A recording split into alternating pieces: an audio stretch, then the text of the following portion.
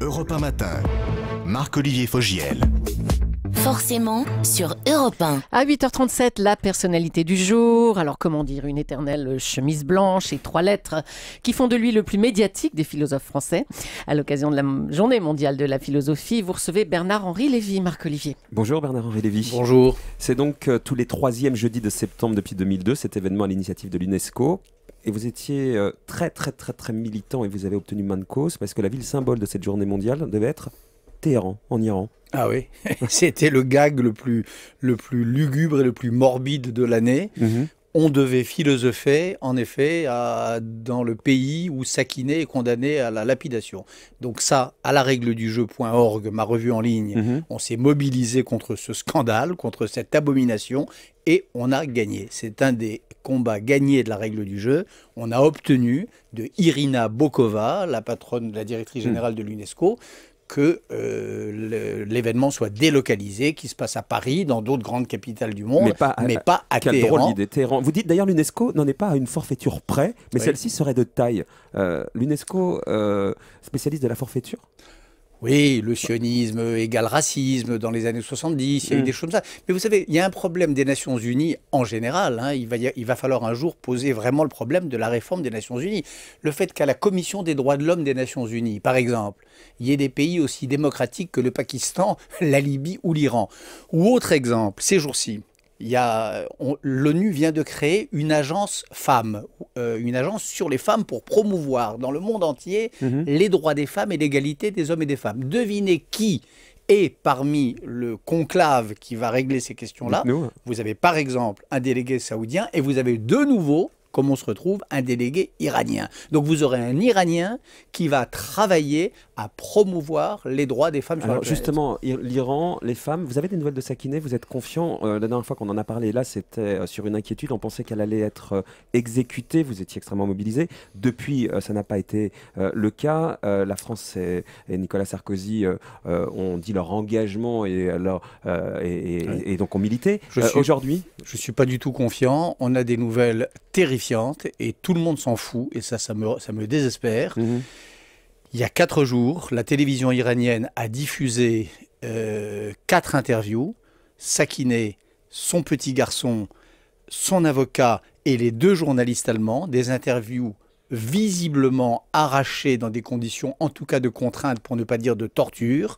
Des espèces d'aveux mis en scène comme autrefois à l'époque stalinienne.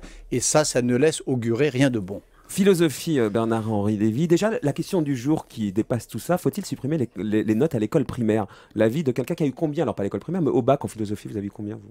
Oh, j'ai dû avoir une bonne note. Ouais, j'imagine, enfin j'espère, J'ai mais dû avoir quoi, une c'est bonne 20? Non. Non. 20, c'est pas possible en Non, philosophie. c'est pas possible. 20, c'est pas possible. Mais 19 pour vous. Non, mais... Ah, mais vous savez très bien combien vous sûrement. avez eu. Non, honnêtement, j'ai oublié. Mais Ça veut dire que les notes n'ont aucune importance, c'est ce que vous nous dites ce matin, si vous l'avez oublié, la note en philosophie. Moi, je me souviens, j'ai eu 7. Hein. Ben moi, j'ai pas eu 7. Je ne me souviens pas de ma note. Je pense qu'elle devait être bonne. Et je pense qu'en effet, c'est peut-être important, mais pas à la façon dont on les fait. C'est-à-dire, moi, je crois au contrôle continu, je crois à des notations beaucoup plus générales.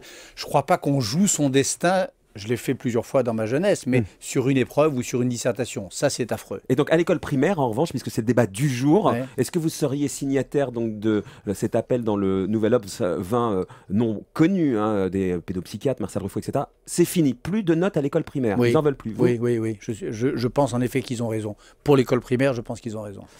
Est-ce que c'est une bonne initiative menée depuis 2007 à l'école maternelle Jacques Prévert du Mets-sur-Seine en Seine-et-Marne, un atelier philosophie dans l'une de ses classes, dans l'école donc maternelle, la philosophie chez les tout petits? Non, ça c'est ridicule. Ridicule, hein? Ridicule. Idiot, quoi. Il y a un film d'ailleurs qui est sorti hier sur la philosophie à l'école, etc. J'ai pas dit idiot, j'ai dit ridicule. C'est-à-dire que la philosophie, c'est quand même une technique, c'est un métier, c'est une langue particulière, et je crois que c'est comme penser que l'art sauvage égale Picasso. Non, les enfants peuvent pas faire de philosophie. À propos, une phrase, comment vous la décrivez? C'est quoi la philosophie pour vous? Ah, c'est quoi la philosophie? C'est d'abord, moi je dirais plutôt qu'est-ce que ça doit être. Qu'est-ce que ça doit être, hein? Oui, je crois qu'il y a deux manières de faire de la philosophie. Ou bien on est platonicien, ou bien on ne l'est pas. Platonicien, ça veut dire les grandes idées. Les idées pures, déconnectées du réel, dans une espèce de ciel où elles sont impeccables. Et puis, il y a les philosophes qui se coltinent le réel. C'est-à-dire qui descendent, oui, c'est moi et beaucoup d'autres. Enfin, Non, mais Sartre, vous êtes dans cette catégorie. Sartre faisait ça. Je comprends. Ouais. Sartre disait qu'être philosophe, c'est affronter ce qu'il appelait la grande colère des choses. Donc pour moi, faire de la philosophie, c'est s'occuper de Sakiné, par exemple. C'est faire ce que je fais à la règle du jeu, c'est s'occuper de Polanski l'année dernière. J'étais venu à votre micro défendre sa cause. Souvent, pour pouvoir alimenter une réflexion philosophique, il faut avoir lu, il faut être érudit, ce qui était le cas de beaucoup d'hommes politiques, notamment Xavier Darcos, par exemple. Est-ce que vous trouvez qu'aujourd'hui, franchement, la classe politique a le minimum d'éducation philosophique nécessaire? Ça dépend qui. Globalement, est-ce que c'est descendu d'un cran déjà? Sans faire du populisme gratuit? Non, je ne crois pas que ce soit descendu d'un cran. Vous savez, prenez des gens à gauche comme Fabius ou à droite comme Juppé. Non, mais globalement, plus globalement, parce que Fabius et Juppé, c'est des références qui datent de... c'est pas des énarques, c'est des normaliens, oui, avant d'être des énarques. Mais ça date pas de... Depuis, il y a une nouvelle génération. Hein. Oui.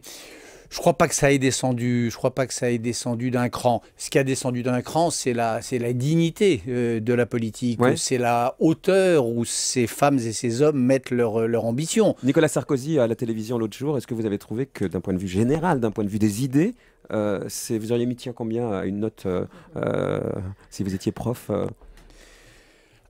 du point de vue des idées, ça... Oui, du point de vue des idées, parce que...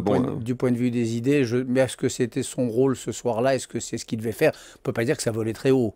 Voilà. Ça volait pas très haut, voilà. Mais c'était peut-être pas l'objet. Et le quinquennat, il vole haut ou pas, selon vous? Mais il est meilleur en... Attendez, il est meilleur en littérature. Moi j'ai le souvenir de conversations sur Céline avec Sarkozy dans un très lointain passé. Là, il était pas mauvais. Je crois que la philosophie, comme Chirac, c'est moins son truc. C'était plus truc de Ségolène Royal, vous qui l'avez soutenu? Non plus. La philosophie, je vais être très honnête avec vous. Parce que c'est non plus. Mais attendez, on n'est pas obligé d'être philosophe non plus. La philosophie, c'est pas. Il faut pas que les gens croient. C'est une histoire de café de philosophie, philosophique, où on fait de la philosophie sans le savoir, où on fait de la philosophie en s'amusant. Ça, c'est complètement absurde. La philosophie, c'est une technicité, c'est une certaine manière de regarder le monde, de lui poser un type de questions auxquelles on ne lui poserait pas sans ça. Je comprends bien, mais ça aide souvent justement à réfléchir à la société. Et donc les hommes politiques qui ensuite gouvernent feraient bien, si eux-mêmes n'ont pas cette réflexion-là, de s'appuyer sur des réflexions solides. En faisant très attention, puisqu'on est le jour de la Journée mondiale de la philosophie, il y a une grande parabole chez Platon justement, qui est celle du philosophe roi, ou du roi philosophe, et Platon, dans un texte célèbre qui s'appelle la lettre 7, montre que ça tourne toujours très mal. Donc c'est vrai que c'est bon de mettre un peu de philosophie dans le moteur politique, c'est vrai que ça peut être extrêmement dangereux aussi. Dosage explosif.